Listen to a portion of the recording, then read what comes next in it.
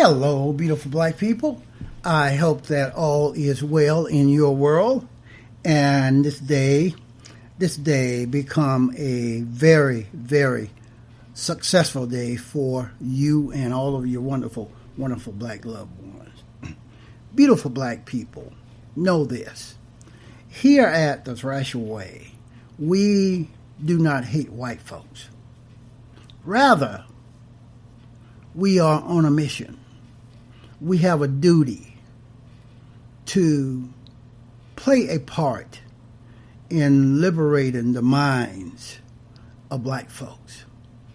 We must liberate the minds of black folks here in America and abroad. We must liberate the minds of black folks. I see too many black folks every day, still in August of 2020, emulating white folks, their culture, the white boys' culture, the white boys' beauty standard, the white boys' hair texture, etc., etc. I see it every day. When you turn on the television, you will see 59 commercials an hour targeting white folks, white women, white boys, showing them how they can fix their skin, how they can fix their body designs, how they can fix their lips, their noses, their breath, their hips, etc., etc. All of these different chemicals that they can use on their skin in order to make their skin better, more beautiful, according to white folks. According to white folks. And I see sisters, beautiful sisters, every day emulating that bullshit. Fake this, eyelashes, fake eyebrows, fake this, fake that. A myriad of colors, etc., etc. We don't hate white folks. Rather, we are on a mission to liberate the minds of black folks. Unequivocally. Do you know that here in this country, black newborn babies are 3 times more likely to die when treated by a white doctor? That is a fact. In these United States, race, R-A-C-E, is a disturbing factor in infant mortality rates. Period. Research have shown that black newborn babies are 3 times as likely to die as their white counterparts are. And according to this sweeping study that was published recently, it appeared in the journal in the journal called The Proceedings of the National Academy of Sciences. The race, and according to this study, the race of the mother's doctor could also have a bearing on her child's survival. This study was motivated by recent research, which suggests that common race between a patient and their doctor can be beneficial to patients, something that I have known all of my life. I grew up in the South. I have known that I would get better care if my doctor looked like me. And I still know that today in August of 2020. A team of researchers from George Mason University, from the University of Minnesota, and Harvard University turned their focus on childbirth. It was in a clinical setting where racial disparities are severe. They analyzed 1.8 million hospital births that occurred in the state of Florida between 1992 and 2015. And they found that when the attending doctor was white, black newborn babies died at approximately 3 times the rate of white newborn babies. These effects became even more stark when the case was more complicated. However, when a black physician attended a black newborn baby, the in-hospital infant mortality rate was approximately cut in half.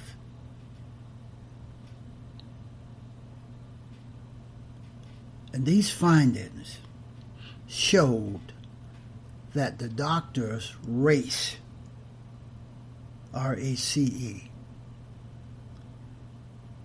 had no impact on the mortality rate of white infants. It is there. It is systemic. Racism is everywhere. Systemic racism is everywhere, right here on this plantation called America. It is even affecting the infant mortality rate of black newborn babies, especially when the attending physician is a white boy, with all of these implicit biases, with all of these prejudices that have been socially engineered to have a negative image, attitude, concepts, feelings regarding black folks. Even black newborn babies are not safe and protected from these prejudices of racist white folks. These findings join the growing body of research on the impact of structural racism within the health care system. And COVID-19 has brought that home, has brought it out in the open, have revealed how structural racism has affected black folks because of the lack of health care within this ridiculous healthcare system that we have right here in America. Do you know that the healthcare system tied?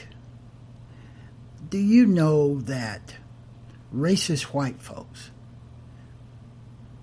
after the Civil War, around 1877, I believe, they devised this way of tying health care to employers to shut the freed slaves, black folks, out of the health care system because black folks in the South would not be employed by white folks. They owned everything. They controlled everything. Therefore, they could make sure that black folks was never employed. Therefore, black folks would not have access to health care. And that is still the attitude of the white supremacist believing Republicans today. They won't come out and say that. But the reason they are totally against a national health care plan is because they do not want black folks, people that look like me, to have access to health care. Black newborn babies face a higher risk of death. But so, too, do the black mothers. Black mothers will die from childbirth at 3 times the rate of white mothers. Black newborns will die at a rate 3 times that of white newborns.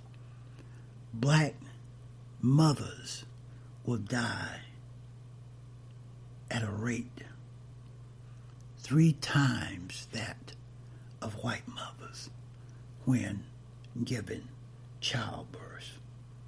Black women are more likely to suffer from health conditions like obesity and high blood pressure because of centuries of marginalization, economic marginalization, and not having easy access to health care.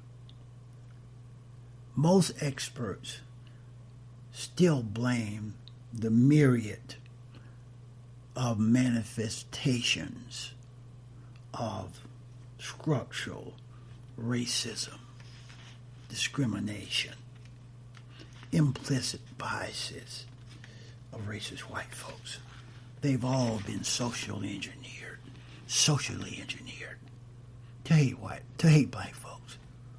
They've all been socially engineered to hate black folks, my beautiful, intelligent black brothers and sisters. To help close the black-white infant mortality gaps, which could prevent 1,400 black newborns from dying in hospitals each year. These researchers recommend that all doctors receive better training on how to treat people of color, how to treat black folks. They've been socially engineered to discard black folks. They have been socially engineered to believe all of these negative stereotypes about black folks. Some of them have been socially engineered to think that black folks do not feel pain as severely as they do. To address these racial disparities in health care, in hospitals, and other care facilities can start by investing in efforts to reduce these biases, implicit biases, to reduce these negative stereotypes, this negative propaganda that have been instilled in white folks through that socially engineering process that they are attacked with from their birth. And they should try to explore and analyze their connection to institutional racism. These biases that white folks have a connection to institutional racism. These researchers write, which will require raising awareness among physicians, nurses, and hospital administrators about the prevalence of racial and ethnic disparities. These white folks right here on this plantation called America are allowing black folks to die in hospitals. It's not only black newborn infants that are allowed to die. It is black adults, men and women, and children that are dying in hospitals because a lack of efficient health care from white doctors, my beautiful, intelligent black brothers and sisters. It is white doctors, white nurses, white supervisors, white administrators. They are all being socially engineered to have these prejudices regarding black folks. That's all I have on this one.